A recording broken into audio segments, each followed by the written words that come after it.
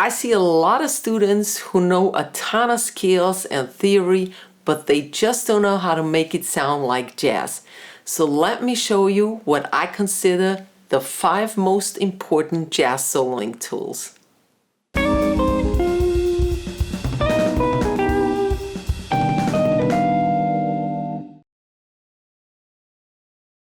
Phrasing is the most important tool when it comes to sounding authentic, because it don't mean a thing if it ain't got that swing, and that's true. So how do we phrase in jazz? First off, we have, of course, swing 8s usually. So the first of 2 8 notes is longer than the second one. It's a little bit like blues. I know a lot of guys come from blues when they start with jazz. But it's different because we have the accent on the offbeat, and also the first note is not that long. It depends on the tempo though. If the tempo is slow or medium, then the first note is kind of long. It's like 2/3 to 1/3, but not exactly, And the faster the tempo gets, the more it gets towards the 50-50 thing, because you just can't play shuffle that fast anymore. So, and also we have the accent on the offbeat, and you need to synchronize your right hand in order to have a mechanic applied to it and not think about it anymore. So this really helps immensely. So this is how you can practice it. Take any note like the A here, and on a downbeat like 1, 2, 3, 4 are the downbeats, you play down a downstroke with your right hand, and on the offbeats, those are the ands, you play an upstroke. So that's how you synchronize it. And whenever you have an upstroke, you hit it a little harder. 3, 4, 1 and 2 and 3 and 4 and 1 and 2 and 3 and 4 and now you do the same with a scale. Let's say the C major scale. The same thing, you stress the offbeats. 3, 4, 1 and 2 and 3 and 4 and 1 and 2 and 3 and 4 and 1. In order to keep the phrasing consistent, we need to have our legato on offbeats. So the legato technique is very important in jazz also. When we have a pull-off, personally I have more pull-offs than hammer-ons, and I see that more in jazz being used than hammers. So let's say we have let's say we play down the scale 1, and I would never play a pull-off here because this is from beat to offbeat. The phrasing would switch around. We want the accents on the offbeats. If I have the hammer here, the 1 is accented, which is a beat. So I play 1 and regularly, 1 and 2 and 3. I could do it here. It's a little uncomfortable though, so in reality I probably wouldn't do it. 1 and 2 and 3, and I can't have the accent here. So here, playing it this way, I don't have a lot of pull-off possibility here. So let's start on the 1 and right away instead of the 1. That's better. 1 and 2 and 3 and 4. Here we go, because now we can have more pull-offs. So it totally depends on the line that you have, when you have your what you can pull off or hammer. So pull off, hammer, slides, do them from offbeat to beats. Okay?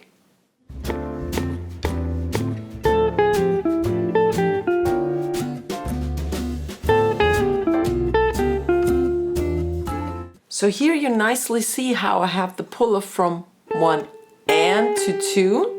And from 2 and to 3. We're in D Dorian.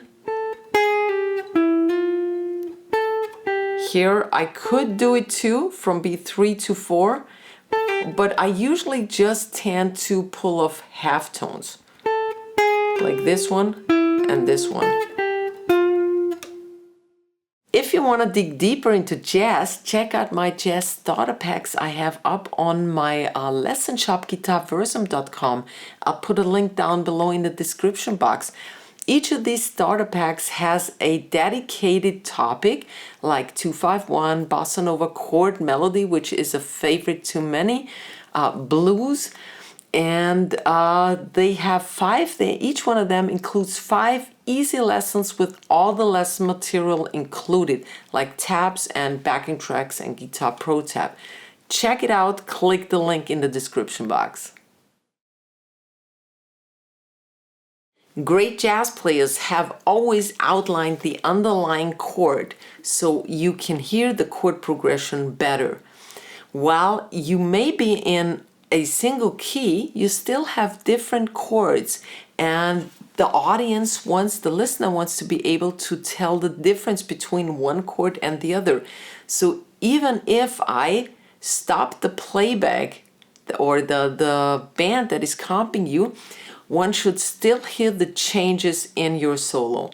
And the best way for a beginning jazz guitarist to focus on the chord tones is to just use the tones of the chords you already know. It don't even have to be jazz chords. So let's say we're in a 251 in the key of G. That's A minor 7, D7, and G major. Let's say you don't know these jazz chords, but you know the A minor here, regular triad chord. Then you already have this, and this tone to land on and to focus on. Play them on beats, and when you end a phrase, end on one of these chord tones. D7, regular cowboy chord, land here, here, here, here, here, here. My blues phrases, a lot of my blues phrases, just use that chord shape. So it can be really simple. And going like from D7 to G major, or maybe you just know this chord, you see the G here, and the D7 had the F sharp here, you may want to do something that's called voice leading, going in semitones or whole tones from the end of one chord to the next chord. So let's say you end on F sharp, then G would be your next chord tone for the G chord. And that's smooth voice leading, okay? I'll show you that in the example that comes up.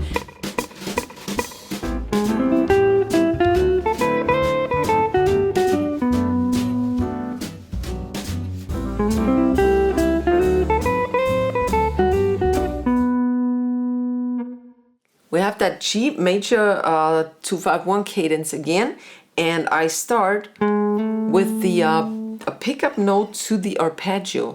G sharp is a chromatic pickup note that goes to the arpeggio. A, C, E is the A minor, and it lies within this standard chord. It's very simple. Then I add the 7th of the chord. And I do that with a triplet. That's also very jazzy. But we get to that next. Now I do a little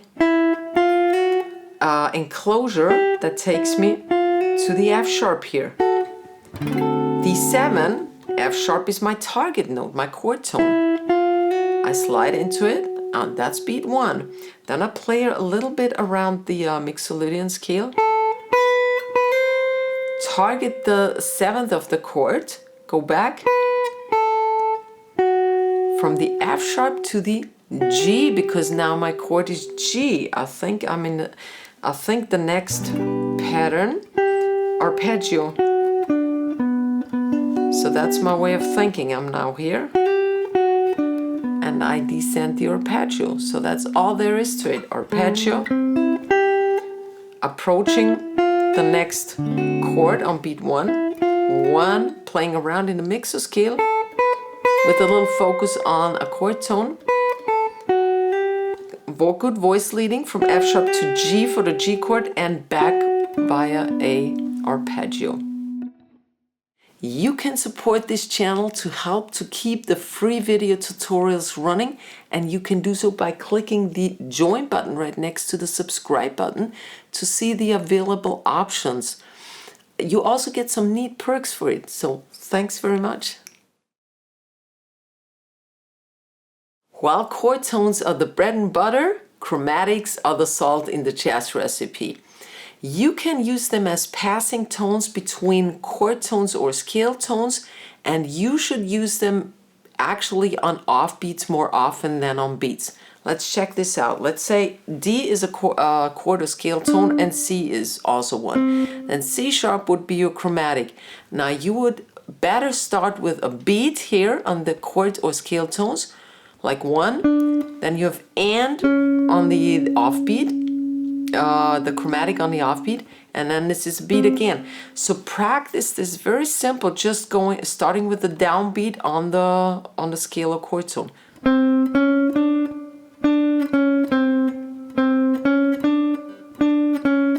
Because then you have it in your right hand mechanics, and when you create lines or when you're in the middle of improvising, you will already do it correctly.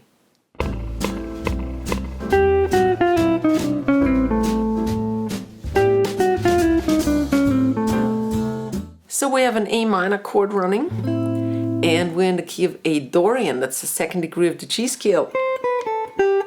That's important to know. Otherwise, you don't know where your chromatic is and where your scale tone is. For example, the A Dorian has an F sharp. That's not a chromatic, as you may have thought. So we start on a chord tone of the A minor, that's G. And now the F is the chromatic, not the F sharp, and it's on an and. But I had to make the first note a quarter note in order to get there. 1, 2, and 3. Otherwise, if I made all 8 notes, 1 and 2, the chromatic would be on the 2, which I don't want.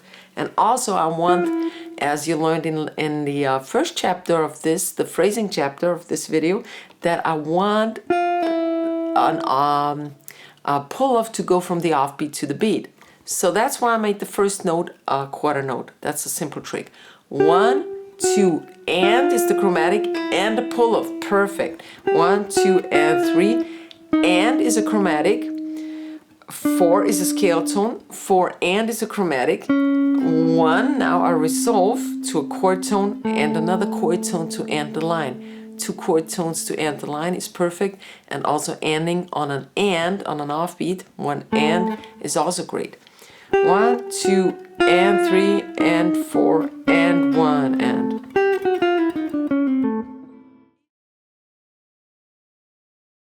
We often start licks in line that start from beat 1 because it's easier to memorize. I myself teach it that way. I start a line, a bebop line on beat 1, and I end it on 4 and. That's the easiest way to memorize it. But now you gotta learn how to ease things up and not start on beat 1 again. And you can do that by playing a pickup bar before beat 1 or alter the rhythm of the original lick. Here's how. Let's say you learned an F major line by heart like this one. Simple but effective. It starts on beat 1, it ends on 4 and, only 8 notes, straight through. Now you add something before beat 1, and we can do that by using an enclosure. An enclosure is a very jazzy thing to do, and it's, as the name implies, it encloses the target note, which is the chord tone here, the root, from 2 sides. Let's start, you can do it either way, but let's start from the left side with a scale tone. The right side of the target tone, a scale tone, would be G, then a chromatic tone. So I have 3 tones. And these 3 tones, now you have to count back. 4 and 4, 3 and. You have to start on 3 and in order to hit the first tone of the line on beat 1. And we haven't altered or changed the line at all. The line still starts on beat 1. We just added something before it. So 3 and 4 and 1. And you could have done it the other way around. It doesn't really matter. That's an enclosure. Let's listen to it, how it sounds with the play along.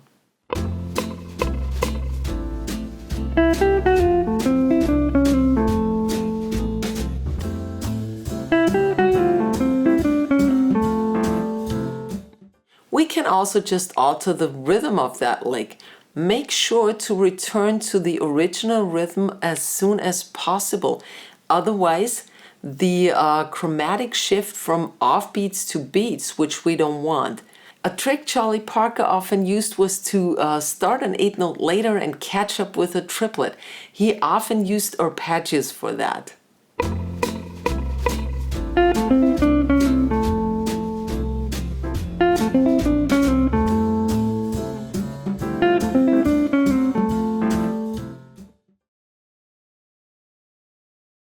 You can play with the old cats when you're able to mix different note lengths, like 8th notes, triplets, and 16th. In order to do that, you need to practice and train with the rhythm pyramid. The rhythm pyramid enables you to change from one note length to another immediately, and you do that by practicing 1 bar of swing 8 notes, 1 bar of triplet notes, 1 bar of 16th notes, going back to triplets and 8. So you add 1 strum every time you change the bar, okay? On each new bar. Let's do that with the A first, okay? It doesn't really matter what you pick, but let's pick the A note. Swing 8 notes, 1 and 2 and 3 and 4 and for one measure. Please remember what we learned in the first section, that we emphasize the offbeats. Then pick a different note that is close to you, maybe B flat or C or whatever, and change over to triplets. Triplet, triplet, triplet, triplet. This time the picking pattern doesn't really matter. I usually do down, up, down, up, down, but it doesn't matter, and you have to emphasize the first of 3 strums now. And now to 16th notes. I'm back on the A, and I played 1 E and E, 2 E and E, 3 and E, 4 E and E. Okay? But you need to practice this with a metronome. So download one on your phone. I use the Pro metronome. And it doesn't matter what you download. Download any free app. But it should be one that emphasizes beat 1. Listen to that. 1, 2, 3, 4, 1. Beat 1 is louder, so you hear where the bar changes. So when you're wrong, you will notice. Okay, let's do one walkthrough. 1, 2, 3, 4. Triplet, triplet.